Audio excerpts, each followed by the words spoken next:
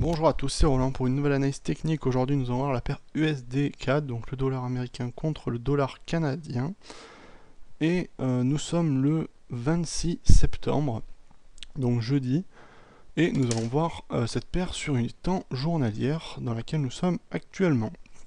Alors après une phase d'accélération haussière que nous avions vue ici, sur ce rectangle, on avait donné un scénario plutôt haussier en sortie de cette figure par le haut ici, vous voyez. Et finalement, bon, ça s'est réalisé, mais pas, bon, pas jusqu'au bout en fait. Hein.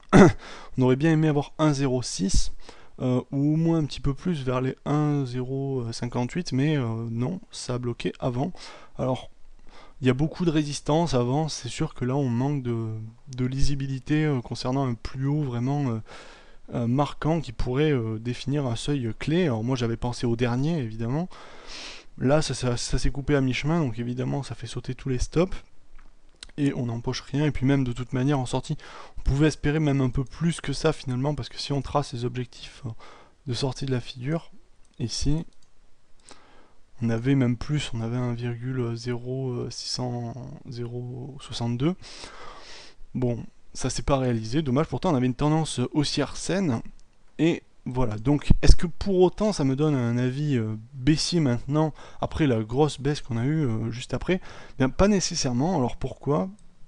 Parce que on a une forme de canal général sur lequel on est en train de s'appuyer pour un troisième ou un quatrième point selon la précision du tracé. C'est variable ici, mais de toute manière vous voyez bien les 4 points de contact. Donc on a un canal haussier qui s'est dessiné. Alors canal, je sais pas trop, c'est un petit peu varié parce que comme vous avez vu, les plus hauts se répartissent assez mal. Alors on va tracer une droite parallèle, on va voir si ça se calibre sur un endroit. Bon, on peut donner quelque chose comme ça, même si c'est pas tout à fait vrai parce qu'en rapport du temps des moments précédents, c'est pas tout à fait exact. En tout cas, quoi qu'il en soit, nous avons une reprise haussière sur la droite oblique ici tracée.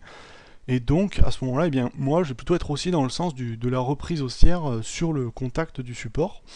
Alors, on a le dernier plus bas qui a été cassé ici. Par contre, on a eu énormément de volatilité, ce qui me laisse présager que cette cassure n'était pas tout à fait véritable, n'était pas effective, en tout cas surtout sur la bougie verte qui a suivi. Vous voyez ici, on a la bougie rouge qui vient casser le support. Et ensuite, juste derrière, étonnamment, hein, d'ailleurs, sur le support oblique, on a beaucoup plus de volatilité. Et les haussiers reprennent la main sur cette reprise de contrôle, on va dire, sur cette reprise haussière dans la tendance générale qui se dessinait avant, avec une reprise au-dessus. Alors vous voyez, il y a quand même beaucoup d'hésitation parce qu'on est passé en dessous, de 1,02. Et finalement, il y a eu une énorme variabilité dans la journée, mais on est resté aussi après, au-dessus du support oblique qui est tracé ici, pardon, je l'ai un peu décalé. Et ensuite, eh bien, on a eu une continuation haussière, alors même si elle n'est pas marquée depuis 3 jours, elle a sérieusement ralenti, elle est toutefois faite, et si on va sur du H4, on verra qu'il y a un petit breakout, voilà, ici sur cette période. Alors évidemment, comme j'ai dit, c'est pas super volatile, enfin, c'est pas que c'est pas super volatile, c'est que c'est pas super dirigé. Mais en tout cas, on a une accélération haussière et surtout un petit breakout sur les dernières paires de 4 heures, avec une augmentation de volatilité là sur la dernière phase. Peut-être une continuation. Alors là, on a un scénario un petit peu. Là, je précise, on est en H4. Hein. On a un scénario un petit peu en épaule tête-épaule inversée, comme on peut le voir ici, avec, je trace, hein, les deux épaules, la tête. Et une reprise haussière, donc jusqu'où ça peut nous amener théoriquement en objectif. Évidemment là ça porte pas sur le trail mais plutôt sur l'amorce du mouvement que j'évoque à 1,042 à peu près, 1,043. Voilà, donc ce qui nous donne évidemment en daily, on va revenir pour avoir une vue un peu plus synthétique, quelque chose de cette dimension par là, 1,042 on avait dit par là, donc qui correspond au support au niveau de résistance que nous avions tracé avant sur la dernière phase. Donc c'est tout à fait cohérent, ça me paraît envisageable comme objectif. Donc moi sur cette analyse je suis haussier. Alors pourquoi je suis haussier?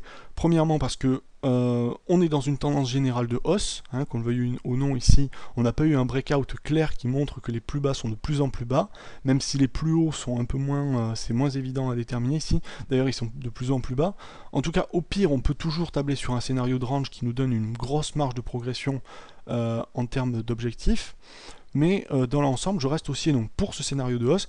Dans la configuration haussière du canal qu'on avait tracé, avec le rebond sur le support oblique, pour aller chercher donc dans un premier temps la figure que j'ai tracée en H4, donc 1,042, voire un peu plus, on peut aller jusqu'à 1,056 comme objectif qui correspond au dernier plus haut, ce qui serait au moins le plus cohérent.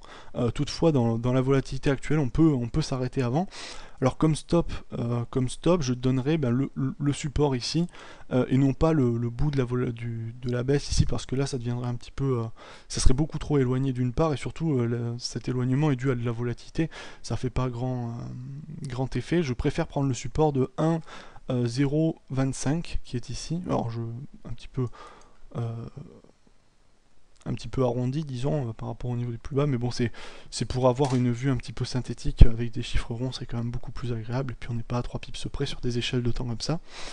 Donc voilà, avis haussier en rebond sur le support oblique, pour aller chercher au moins la médiane du range à plat, voire le dernier plus haut ici à 1,056, avec un stop à, disons, un petit peu en dessous de 1,025. Voilà, j'espère que cette analyse vous aura plu et je vous dis à la prochaine.